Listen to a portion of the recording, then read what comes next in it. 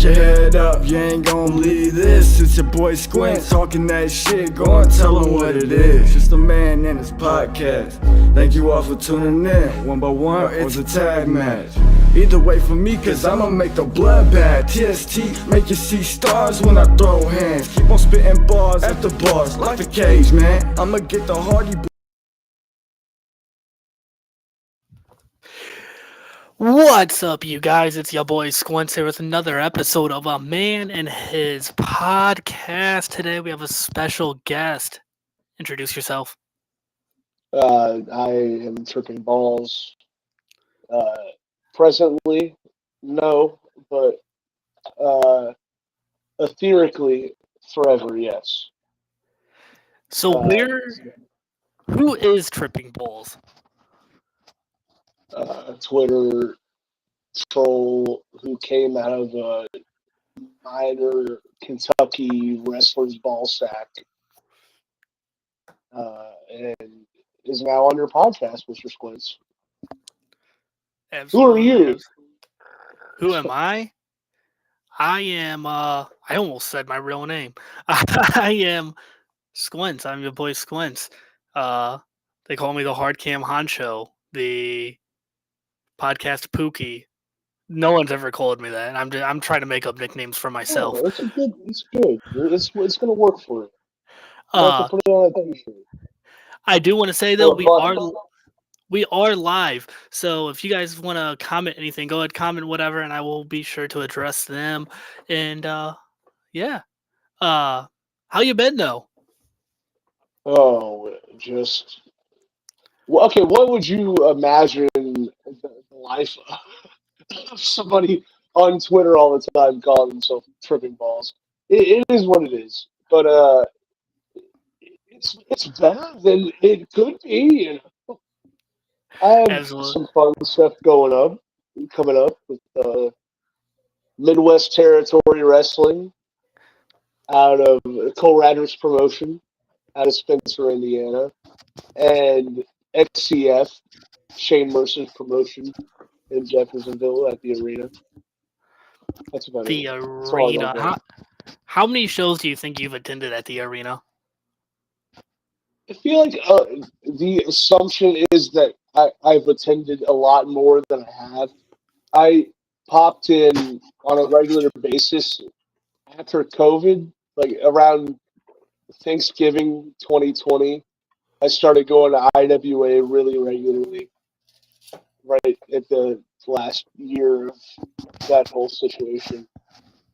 What really sucked me in is, you know, it was a Thanksgiving show, Thanksgiving 2020. There's a guy, Lincoln Mosley, and he took a cake to the face in a way that I've never seen. You know, there's so many situations where a wrestler gets a cake to the face, but the way this guy took this cake to his face on Thanksgiving night in front of 40 people, it was like, wow. You know, it pulled me in because before in terms of like going to indie wrestling shows, I was very weary. I wasn't used to driving around a lot. I live in Lexington, Kentucky. There's not a whole lot of access to independent pro wrestling, at least when I started getting into wanting to attend it. So you'd have to go at least an hour and a half either way, wherever. Especially for shit like IWA, which is what I was into. The fucking crazy shit. I didn't get to attend as much shit as I wanted to, but when I did, yeah, the arena towards the end, the arena, it just kind of sucks you in. It's comfortable, you know. It's kind of creepy. It just feels right. I've never been. I want to attend it. Attend a show there at least once in my life because I've heard nothing but horrible things. I'm sorry for cutting you off. No, you're good. Have you ever been to a WrestleMax show or one of their or seen their? Yeah, I did commentary for them this weekend. WrestleMax. Yes, that's awesome. They had a show at the arena one time, and God bless them. I was there, damn it, and I was cheering and having a great time. But there was about 9 people there. It was one of the roughest shows. This is not meant to throw shade on them. They've ran great shows. WrestleMax is awesome, but that was an experience. Gary J, I think it was him and Mike Outlaw, maybe. It was. Shit out of each other, and about nine people. That was a great, like, people. A lot of people look at shit like that and they're like, "Wow, that was a fucked up show." You know, I'm gonna try to forget that, push that away. Like that. Those are the shows in my eyes that like make or break a wrestler to me, or make or break anybody. Like, who can still deliver in that environment? I just loved it. There was a great Jake something match on the show too. I think him and the former Karam. Oh, Zico. Yes, Zico. Zico. Yeah. That was a, yes. I heard about that show because I remember when they were going out there. I was like, all right, go to the arena, hell yeah. But like I said, I've heard nothing but horrible things about the arena. Like, I heard there was a dead bird in the bathroom at one point.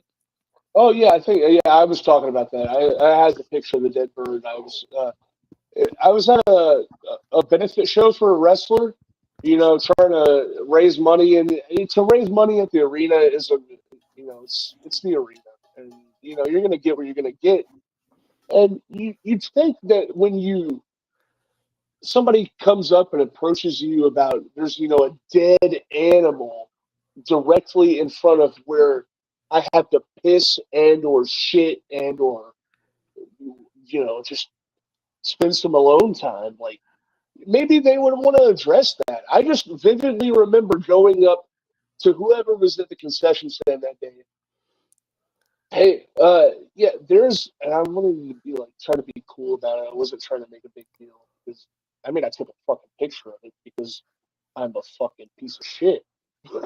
I didn't want to make a big deal about it to the person at the concession stand. So, hey, there's a dead bird, like a dead bird, like right in front of the toilet, and she was just so inconvenienced by it. I've never seen such. It's like I'm not trying. Like, let's just get rid of this dead bird. Like, if you have utensils for me to remove the dead bird, I want this building to work out well, but yeah, that was not a great story. I tried to run with the dead bird. I tried Squints. No, like I said, I've heard that. I think I heard a story from Hoodfoot. I think Hoodfoot said a story about how somebody was tossing a sofa out of a balcony across the street or some shit. There's videos of that. Yeah, that was a whole ordeal.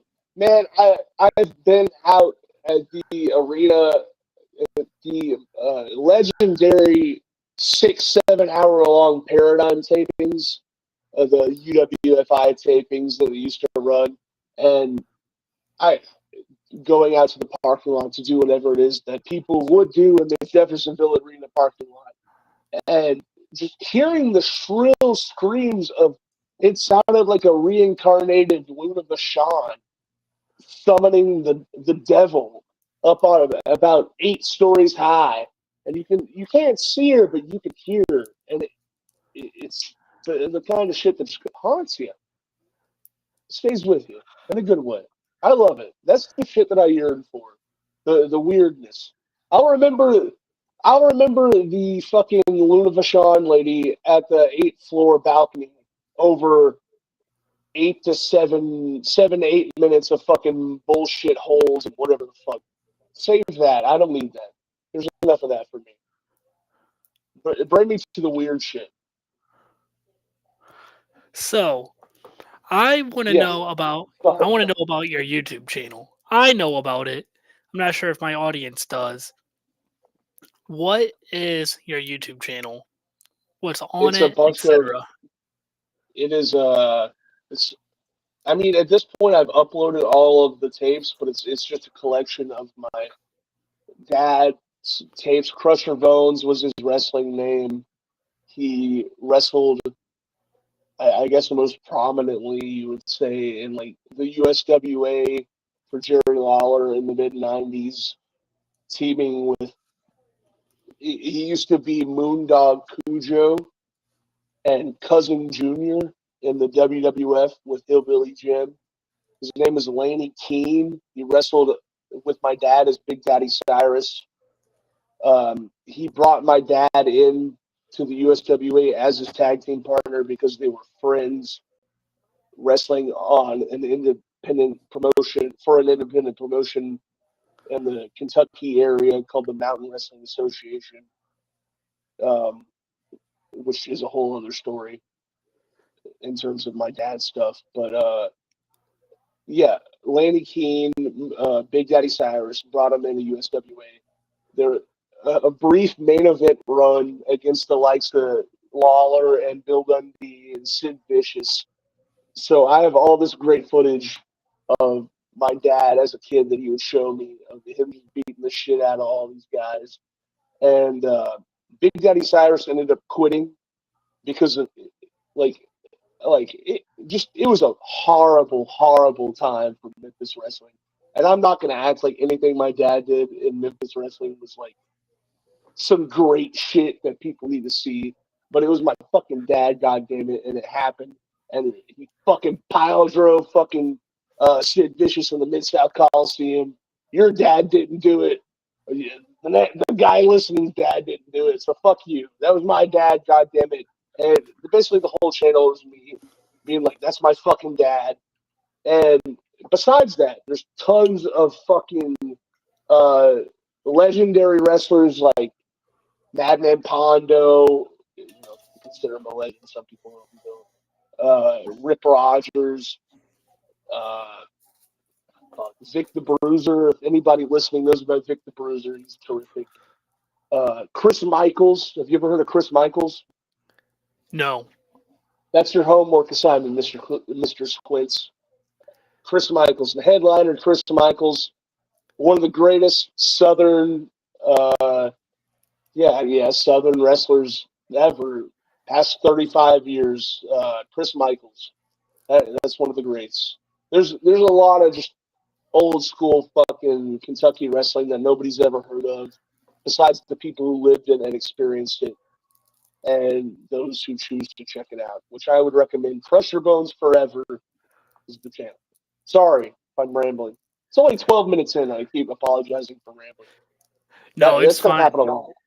I've never done this before, people.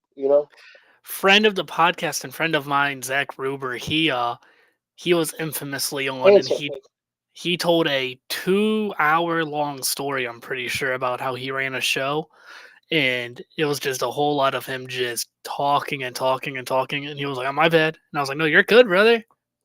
You're good." See, I feel like I've told 2-hour stories already. So, but yeah.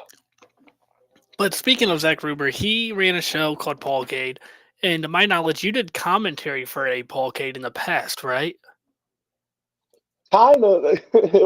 We've tried. I think that was the first person. Okay, I tweeted out, hey, in 2024, I would like to do commentary for one match on one show. That's a dream of mine to just do commentary for one show. And that turned into Chad French messaging me on Twitter and being like, okay, yeah, it's you and Manawa Pocket. I'm like, okay, wow. Number one, wow. Like, Nick Manawa is the most underrated commentator of the past 15 years, probably, in all of American pro wrestling, in my opinion. And I'm not just saying that because he's a good hugger, but he does give great hugs. All the Manawas are great huggers, except their father-in-law, the former father-in-law. Never mind. But, yeah. Where was I going with this? Commentary with Manawa? Oh, yeah. Nick Manawa, commentary. I just immediately thought of Ian Rotten, and my brain shut off. But yes, the idea to do one match with Nick Manoa with Ian Rotten. Yes, if I could do commentary with Ian Rotten, that would be crazy too. If anybody can set that up, I would do it. I'd be cool with it. Okay, but doing the idea of doing commentary for one match with Nick Manoa, that was insane to me, and I was extremely grateful. And then, I'm like, okay, what match? Or I said something like that to Chad. And oh no, it's the full show. You and Nick, the whole show. It's like, all right, let's fucking run with this. I've never done that shit before. Clearly, anybody who's listened to me speak for any part of the past 15 minutes knows I should never speak in any form of recorded audio ever again. But Chad French made that decision. There was audio difficulties, but God damn it, me and Nick Manoa, the whole show is on YouTube. You can hear us in the background. We're going fucking nuts. Me and Nick Manoa, damn it was awesome. But the audio just didn't come through that great. I know Ron Bass, that piece of human garbage, Ron Bass Jr., fucking piece of shit. Not really. Yes. No, what? Fuck that guy. Ron Bass.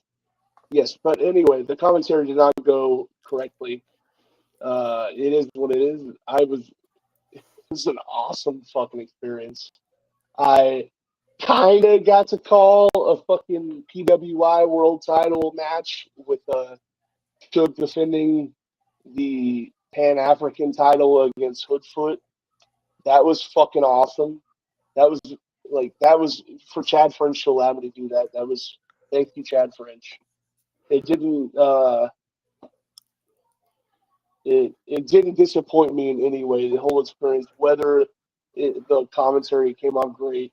All I want in life, though, is one more chance to do commentary with Nick Manoa, and hopefully that happens.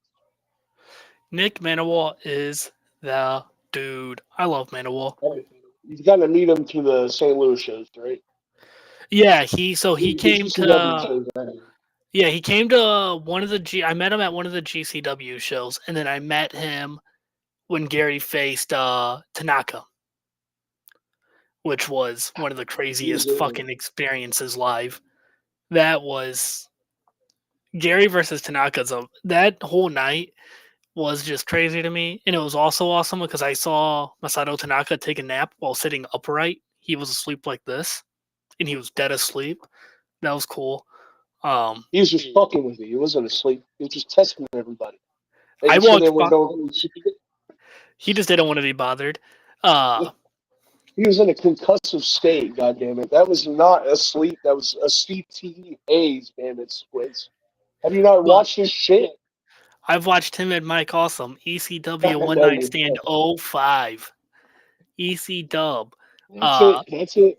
The two great ECW shows. It was crazy. Those two shows to just establish a whole brand like that, ECW, off of two shows. I mean, that was my introduction to ECW. No. I'm just saying it seems like it's been a joke here, with here lately. That it seems like a lot of people believe that all of the Hammerstein shit started those fucking One Night Stand shows. Yeah. I seen that, and even I knew that wasn't true. I was like, you gotta just acknowledge the ROH shit that was happening. Well, that's the thing that I don't understand. Like Ring of Honor, almost made that building more famous. I feel like I don't know. They were running both levels because the Manhattan Center I think it's the upper level because you got the Hammerstein Ballroom, and then you got the Manhattan Center, which is where the first Raw they ran all those early Raws. That's like literally the floor above. They were fucking hauling the ring up through an elevator or some shit. Everything about that whole venue is crazy. And Nick Manoa is going to be there, damn it, in January. Nick Manoa at the Hammerstein Ballroom. And Brett Lauderdale, god damn it, put him in the ladder match. Put him in the fucking the main event. Put him in the main event wrestling, god damn it. He has a great stunner, that Nick Manoa. IWA 20th anniversary show, one of the greatest live experiences. You know, it's a Rumble match. You got 47 and a half men entering the ring slowly, ploddingly. Nick Manoa at the right moment comes in, starts stunnering, rock bottoms, and just beating the dog shit out of everybody. IWTV. Great moment. One of I my need to favorite moments of the day. I need to get a code for IWTV so I could say subscribe and use code Squints, but I don't think that'll happen. But no, They give Manawa and the everybody Hammerstein. else fucking codes. What the fuck? I'll just go to Triller TV. I'll just I'll go to what was the other Flow Slam? Was that the other one that was around for a Flow bit? Slam was great. Yeah, I remember using Flow Slam for, I want to say it was the second spring break, and there was another Evolve show. I just had one experience with Flow Slam. It was all right. Like I didn't think, but obviously I lost that footage forever because Flow Slam isn't a thing anymore. Go Fight Live was the shit though. You ever heard of Go Fight Live? Go Fight Live? No, I've not. That was ROH's. I know ROH was running. It was Go Fight Live. I think there might have been another streaming service. That was like where the in between them having actual real pay per views, like they had that string of shit where it's Man Up, all those pay per views. What are the other ones? Riot. I can't. It's all a blur to me. Yeah, they had pay per views for a while. Then they had the internet pay per view on Go Fight Live and all that shit. And that's the history of Ring of Honor. That's basically. And that's all there is to it. And Jerry Lynn won the real title. I know that's a big moment in history. Man, I wish I was. I wish I was older than I am, so I could have been around. I was reading about all that shit while it was happening, but I was 13 years old, so I wasn't paying for the fucking DVDs. I was the kind of asshole who would read all of this history about wrestling, but I wasn't able to see it for so long until now. Everything's on YouTube. Everything's a click away. At this point, there's so much wrestling available that I don't even know what to watch. And this is an actual problem I've been having that I want to address in some way. Like there is so much goddamn wrestling that I want to watch, and that is so appealing to watch that I just shut down and I don't want to watch any of it. Like I just like here lately, it's like I can't get into anything. Like I have so much shit downloaded and set up and ready to like go through and post clips of or whatever the fuck I do in my dumb mark bullshit time on Twitter. But here lately, it's fucking like I don't know where to start. I don't know. I'm losing the luster, man. This is gonna sound so arrogant and like a dickhead of me to say, but I don't watch wrestling. I don't watch wrestling unless I'm like working the show. Like now I'll watch like No, I'll go ahead. I'm watch sorry. I'll watch TV wrestling, but like when it comes to independent wrestling, like unless I'm like at the show or if I'm working the show, I just like I don't know. I can't pull up IWTV and watch wrestling. I don't know. I feel it. My whole thing is it's hard for me to get into a show unless I'm at the show. I still love attending live wrestling. If I lived in a more convenient area of the country where I could fucking see 2 or 3 shows every week, and I absolutely would. But yeah, I don't know if it's just the state of indie wrestling or just my mental state as a human being, but it's been hard to get into shit the same level here lately. So let me ask you this, Mr. Bowles. Mr. Balls, that's correct. When are you gonna come out to Spalding Hall for St. Louis Anarchy? Where's my ride, Squints? Where's my Listen. personal limousine? Where's my private helicopter? We can't fit a helicopter in Spalding Hall. Land it right on fucking top, motherfuckers. Crush that building in. We'll lose the venue. That's literally a dream venue. Like, I feel like I've promised multiple people at this point that I would go to Spalding Hall. And I can't guarantee when it's going to happen. When is the next show? In 18 months from now? We got fucked over by March. the villain of Virginia. March 28th. March 28th. That's a third of a year away, damn it. March 28th. Who's even going to be alive by then? This is wrestling, damn it. March 28th is our next show, and then I have all the dates right here. And then what's the next show in wrestling that you're a part of filming or doing whatever? Like, March 28th. I'm not booked until then. That being said, if you are a pro wrestling promoter watching this and you've thought to yourself, oh shit, I need someone to handle hard cam, hit me up. My rate's you're in not Illinois? high.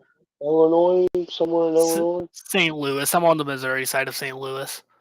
I have never seen a professional wrestling show in Illinois. Have you ever heard of Strictly Insane Pro Wrestling? I hit you up about them, remember? Okay, yes.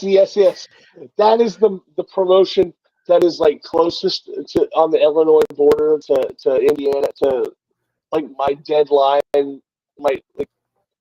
whatever the stopping point is for me in terms of places I'm willing to just drive to on any random weekend.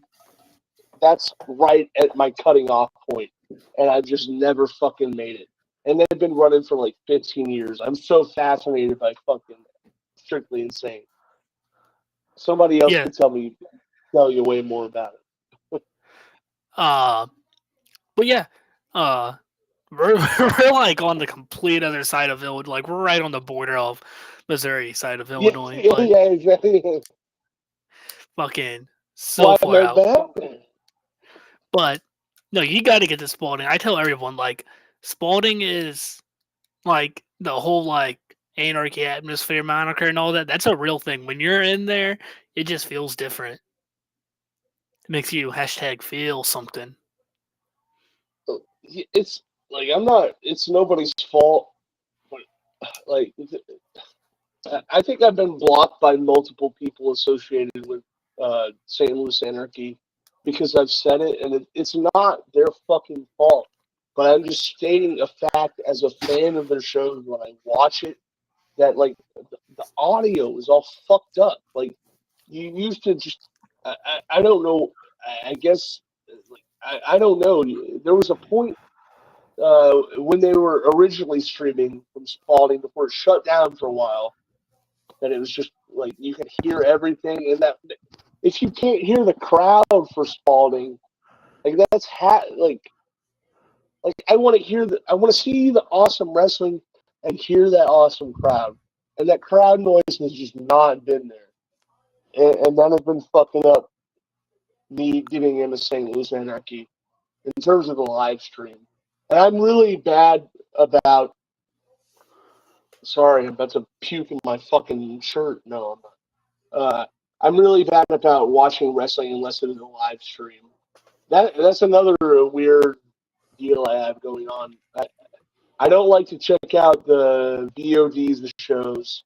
If I'm not watching it live, I struggled against it. But yeah. I will tell you, I don't know if you've seen it. I don't know if anyone at home that is watching this has seen it. Have you seen Anakin Murphy versus Mad Dog Connolly from the last Anarchy? Fuck it, that's Man, I was at some show somewhere when at that last Anarchy show when it was happening, so I missed that show. Like I said, I'm very fucked up about only watching live streams, so I have not seen that match. But I've seen what is this? Okay, I have my shit pulled up. Uh, this is somebody I don't know if you follow him. Elliot's Wrestling at on Twitter. Elliot, it's spelled ELLIOTTSWRSTLIN. That fucking guy, if he says it's good professional wrestling, if you're a fan who wants to learn about the history, or if you're a wrestler who wants to like actually be like, good at wrestling and like appealing on like a fucking existential level to like draw fucking the heart out of a motherfucker. There's so much heartless wrestling right now, Squins. But besides that, if you want some shit with some heart, check out Elliot's Twitter. That's my recommendation. I think he's the account I'm thinking of. He's the one that like dissected Mad Dog and Anakin, right? Like he posted a thread about their match. Yes, I'm pretty sure that's why I brought him up. I'm pretty sure. Yeah. Unless my brain's all fucked up, I think that's why I brought up Elliot. I know he said a lot of great things about Connolly. I'm pretty sure it was about that specific match. But yeah, I have not seen the Anakin match. I love Anakin. He's like right. Okay, Connolly's just like a fucking whole different beast. Nothing can compare to Connolly. Like, so, Connolly's right up there as like a god. He's a god. He's a god right now. But, Anakin, he's not that far. He's not, he's got to quit getting dropped on his head as much and start dropping other motherfuckers. And then I will elevate Mr. Anakin Murphy. I love Anakin Murphy, besides when he's pulling practical jokes on me. And he fucks with you? So there's this funny story at the Masato Tanaka show. Him and Zach Sawyers come up to me, and they're like, Squints, we need to fucking talk to you. And Anakin like grabs my arm and pulls me aside, and I was like, oh shit. And I'm like, what's going on, man? And he was like, I need a fucking sticker, and I need it now. I was like, okay. And just gave him a sticker. But no, Anakin Murphy, he is literally one of my favorite wrestlers. And I'm not saying that because he's my friend. I'm saying that because, well, he's a fucking great wrestler. Say because he's your enemy. That's what makes him a truly good wrestler. If you hate that motherfucker, but you gotta just be like, yeah, all right, he's pretty great. He fucking that's fucked up, man. I'm bigger than him, so I'm gonna and he's a hugger. So next time I'm gonna see him, I'm gonna kind of lure him in with a big old squisher, and then I'm gonna just slam that motherfucker down and just sit on him for a little bit. He'll kick me into the balls, he'll fight me off, and I'm gonna sit on him a little bit just for you. I'm a big dude. I appreciate that. Yes. Going back to venues, have you been in? I'm trying to think of other venues. We've talked about Spalding. We've talked about TWE, the TWE Arena. Have you been there yet? Yes. The first night I went to the TWE Arena was November of 2022 for ICW. Their double shot that they always run in Tennessee. The first night I was driving home or driving to the hotel. It was an awesome fucking night, like out of a fucking movie. Everything was perfect. Everything was just the greatest night of my life. And it was so great. And it was just so wonderful. And I was driving the 15 minutes to my hotel with the friend that had helped throw it on with me. Here's my shout out for his Twitter. He's not watching. And, fuck him. Marth555. That's his Twitter. He doesn't drive. He doesn't have a license, so he's chilling in the passenger seat, and old tripping balls had a back tail light out. Back tail light out, and he's pulled over, and there was a smell of inebriation in the car, Mr. Squints. It was something that you ever heard of Nick Goulas? Heard of what? Nick Goulas? I have not. He was a Tennessee wrestling promoter who, back in the 70s, who when he learned his wrestlers were using, smoking pot and shit, he didn't understand what smoking pot was. He thought it was a drug. He would go up to his wrestlers and be like, "Get on them goddamn marijuana pills, you son of a bitch!" That's the whole thing. Marijuana pills. Taking marijuana pills. You know Carrie Awful? Ask him. He'll tell you. I don't know. But I was taking marijuana pills in the car. Officer detective was taking marijuana pills. And the whole deal at the TWE Arena was it was bring your own alcohol, bring your own shit. If you want to drink, you got to bring your own shit. So I had a fucking 6-pack or whatever that I was missing a couple beers in the back.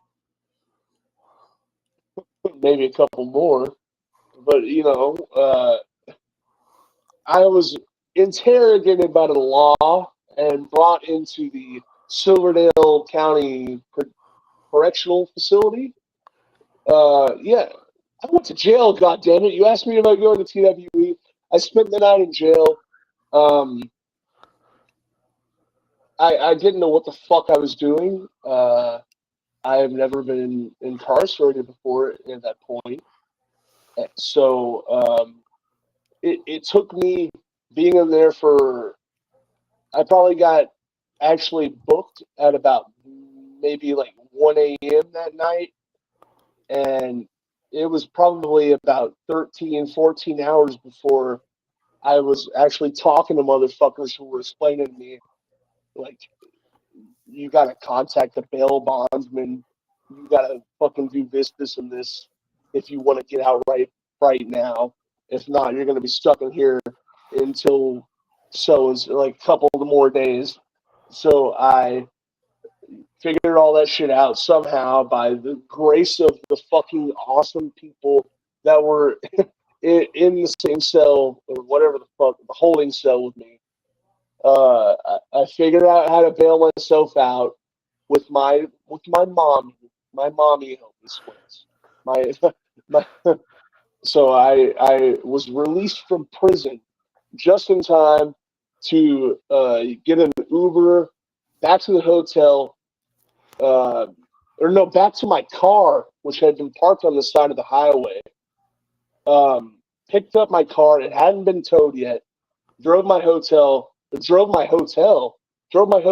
car. You ever done that? I've done it a couple times. That's why I was in jail, Squints, because I drove my hotel to my car. But I drove my hotel to my car. I picked up my friend. I didn't pick him up. We had about an hour and a half until me and Marth555 on Twitter were able to fucking get our asses back to the TWE Arena for the second show. We fucking made it. It was a horrible experience. No, that was something that happened, and I'm glad it did. It resulted in me having to go back. I believe it was a total of 3 times, just for court dates, and then I had to do 48 hours in the fucking in the Silverdale Correctional Facility, which I'm not going to bitch about. I learned things. I was not raped, for the record, but I learned things non-rape related. I saw things non-rape related. Thank God. There was some dicks, though. I did see some dicks. I'm not going to lie. There was some meat flapping, and people got punched for it. But it wasn't me. So I don't want to ever go back to Chattanooga. I did go, okay. I don't want to go back to Chattanooga, but I did go back to Chattanooga after, if you heard of Bobby Banks. Oh, I love Bobby. Yes, Bobby Banks is the greatest person I've ever met through wrestling shit. That motherfucker, I don't think he really gives a shit if I say this. That motherfucker flew from where he lives in the country to where I live in the country, picked my fucking ass up in the rent-a-car or whatever the fuck. It brought me to the fucking TWE arena a year later, almost to the day, 2023. I think it was John Wayne Murdoch's last show at ICW, ironically, which was fitting because that's my fucking dude. You know, that's another story. But yeah, Bobby Banks brought my ass there, hooked me the fuck up the whole weekend, took care of me, made sure I was not behind the wheels of a fucking vehicle, and all was well. And that was like probably a month or two before he started doing ETU for the struggles. That was like right before he started doing ring announcing. And Bobby Banks is just the greatest person. Bobby Banks and Nick Manawa, I think, they're in my top five. They're in the Trippin' Balls top five. Always. I've yet to meet Bobby, and I keep telling him to come on out to St. Louis, and he keeps on telling me to come to him, and I'm I like, tell ICW to bring them out to fucking St. Louis. What are they running out there? Goddamn. I, They can't fit a fucking pit fighter deal up in that Spalding Hall. Come on.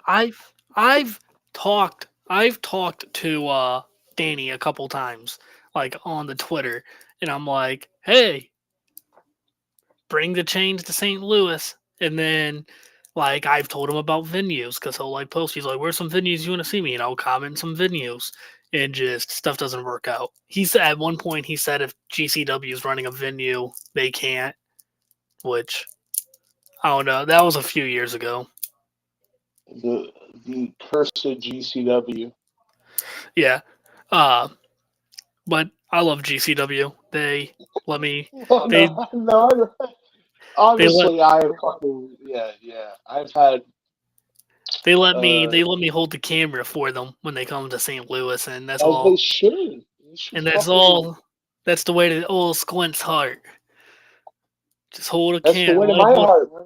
That's why I'll never say a goddamn bad word about Cole Rogers or Shane Mercer. They've let me fucking be on the microphone more than anybody so far. Shane Mercer, I was talking about Paul here earlier, in terms of Chad French hitting me up to do the deal with Manawa after I just wanted to do one match. But before that happened, it's been a year almost to the day. Brian Vincent, who used to do a shitload of commentary with Nick Manawa throughout the history of like 2013 to the end of IWA. It was sorry, let me just fucking puke out a little bit, vomiting slightly to all the viewers listening. But Brian Vincent and Nick Manawa were the two main commentators of IWA. While I was a big fan of IWA and attending the shows, and he was the main commentator. He is the main commentator for XTF for Shane Mercer and out of the Jeffersonville Arena. And he was just halfway through a show about a year ago. He was like, "Hey, you want to? I know you're doing a podcast. He's kind of stepping in on Chad Spencer's shit. God bless him, but it's all good because it worked out in the end." But he's like, "Hey, man, you want to you want to step in on commentary for this next match?" And the next match was a team, Charles Colton and Trace Evans, the Creekwater Syndicate. Charles Colton is a guy who has been around the Kentucky scene, wrestled a lot of motherfuckers that wrestled my dad back in the day. So to immediately to call a match that he was a part of, he never wrestled my dad, but he's part of that whole scene. So to be able to call a match of his was fucking cool. But then it was Charles Cole and Trace Evans against Madman Pondo, who my dad wrestled. Like a lot of my dad's favorite matches, which are on the Crusher Bones Forever YouTube, were against Pondo, and there's a lot of great Pondo matches that nobody's ever seen anywhere else besides on that fucking channel because my dad kept the tapes and my dad made the tapes. But yeah, my dad wrestled Pondo a lot, and then Pondo's partner was Shadow WX, a fucking Big Japan legend. Fucking set himself on fire in Kurikan Hall. Had almost lost fucking wrestling entirely in that building. That like just the fact that Brian Vincent was like, "Hey, can you come over for this fucking match?" And that was the first match that I was able to call. I can figure out what show. It's on IWTV. But the fact that that like obviously I'm a mark piece of shit, goofy motherfucker. But the fact that like I mean that just they gave me good vibes, Squints, goddammit. And I ended up being on commentary for the rest of that show, and I've been with XCF doing their shit since then, which is XCF is like Shane Mercer. It's a lot of the indie wrestlers that I've seen Ron Bass Jr. there, John Wayne Murdoch, Reed Bentley, Sachi Jin is their champion, Lord Crew, Gary J, Aaron Williams, shitload of fucking great wrestlers. Wait, did I say Ron Bass was a great wrestler? Fuck that piece of shit. But great wrestlers besides Ron Bass, and as well as a lot of guys that Shane Mercer came up with in the backyard scene in Kentucky, which is obviously nobody really knows about the indie wrestling scene in Kentucky, much less the backyard scene in Kentucky. So it's like a combination of Shane Mercer highlighting his fucking friends that he's known for 20 fucking years, uh, as well as the fucking uh, bigger names of Midwest, Mid South, whatever the fuck area indie wrestling. And people, I don't feel like it's gone under the radar of a lot of people, but I wish there was more eyes on XCF right now because they got a show coming up in January that I'm looking forward to. Yeah, yes, that's what I got coming up. Besides Midwest Territory, Cold Radder, yes, I can talk about that, but it's your turn. I'm sorry. No, don't apologize. Don't apologize. Cole Radrick though, and Chad French. I love those guys. I love Chad. Can. That's the fucking dude. He Cam Adams. That's I've yet to meet him. That's the fucking guy to meet. I can't believe I haven't mentioned him. That's the fucking guy to know. It's just like good people that supports good wrestling, good wrestlers. Um, a lot of what Paradigm Pro Wrestling pulled off would never have been possible if Paradigm's over. I don't know if you've seen that. I don't know what's going on with that. But yeah, a lot of what they've done wouldn't be possible without Cam Adams. Cam is the fucking best. Like everybody in this area of wrestling should know. Yeah, yeah, he's a big him. Chad French and Cole, I guess, would be the figureheads of Midwest Territory The wrestling. figureheads of Midwest Territory.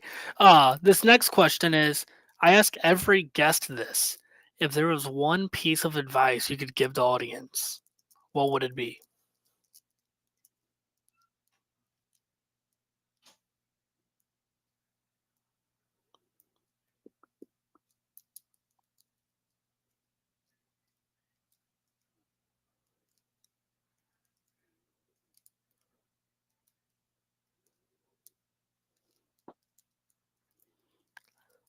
Um,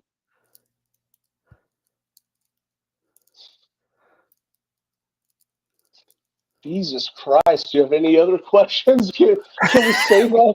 Can we save that for a little bit? God damn it, Squints! I've been rambling for so long, and you just dropped the fucking heaviest question.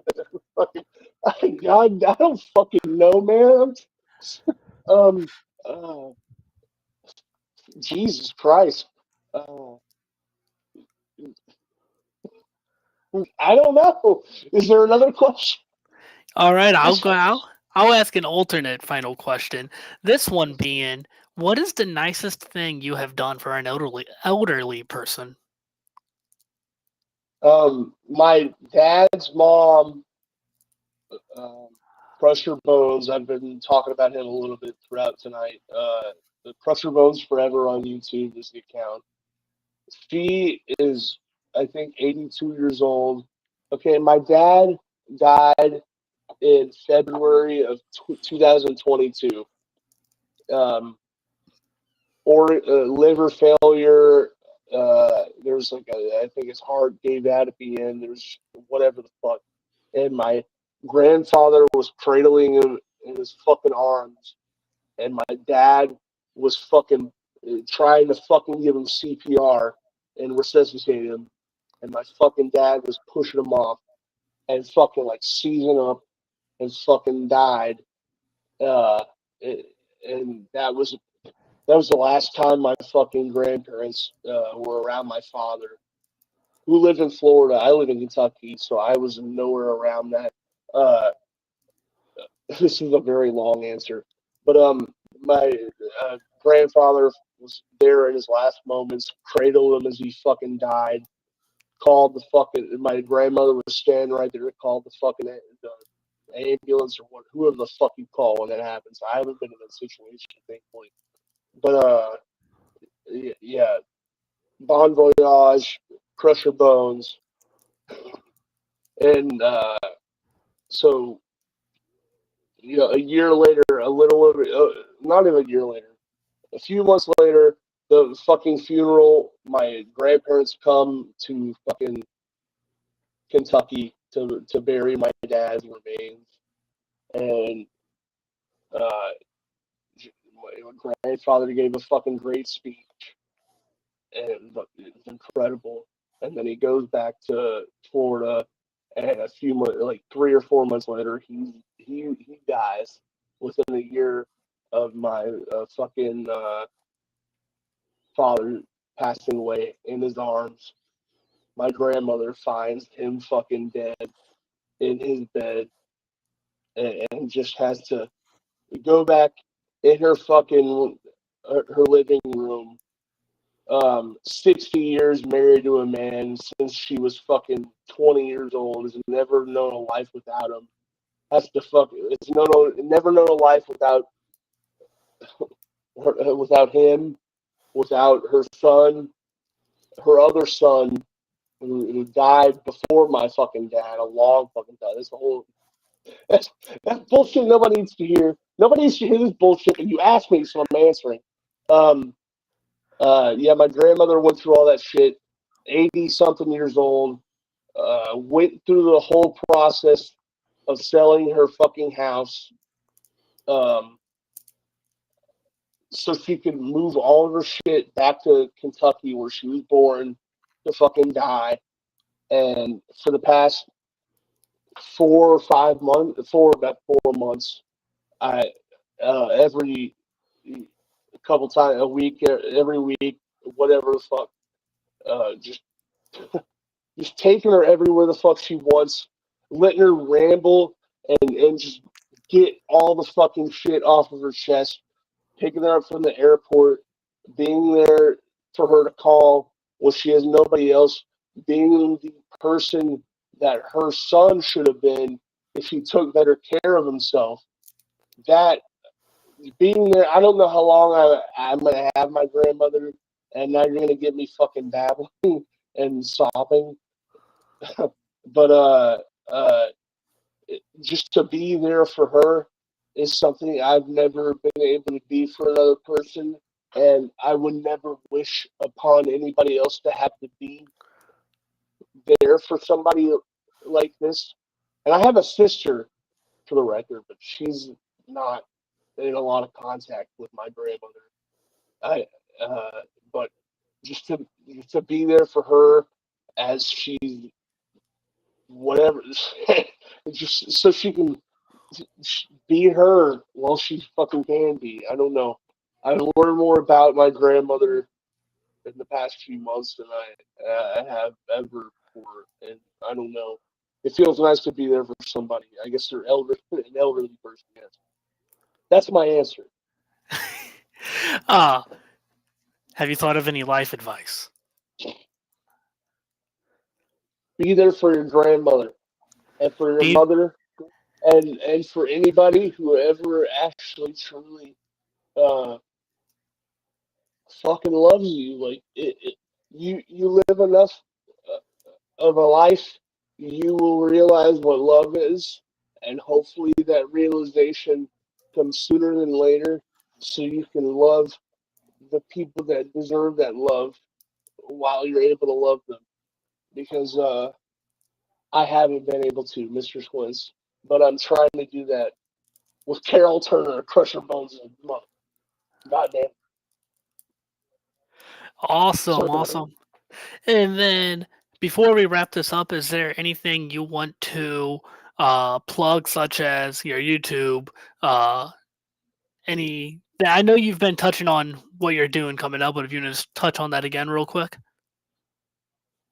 Okay, here, let me pull up the exact dates. Thank you for being so kind to me in my tripping balls state of mind. Um, XCF January the 11th at the Jeffersonville Arena. Let me say some of the matches. God damn it. I'm not that good of a commentator because I don't know them off the top of my head. Have you ever met Gaston LaRue? No, I have not. You heard that name at all? It's cool if you haven't. I'm not fucking. It sounds You never very, heard of him. very familiar. He's fucking fun. He's a fucking Kentucky branching out Midwest guy. He's awesome. Gaston LaRue. But anyway, he's at the XCF show. The fucking biggest deal coming up at XCF. If you know Nick Depp is, if you've heard of him, he's been wrestling for fucking 0-1 lately, I think. Yep. Nick Depp. Yep. Yeah, Nick He Depp was and he was JJ at Garrett. JJ Garrett. Yeah, Nick Depp versus JJ coming up January 2025 on January 11th at the arena. That's gonna be fun. The first time I saw JJ Garrett was IWA 20th anniversary show 2016. He lost the IWA world title to Tracy Smothers. Got fucked over by that son of a bitch. It was tragic. But the main event of the XCF show, Satu Jin and Omega. Have you heard of Omega? He's a Louisville. I'm not gonna fucking fault The you if you cleaner? haven't. That is an Omega. That is not the Omega of which I am referencing. The Omega I'm talking about. He's based out of Kentucky. He's the current Paradigm.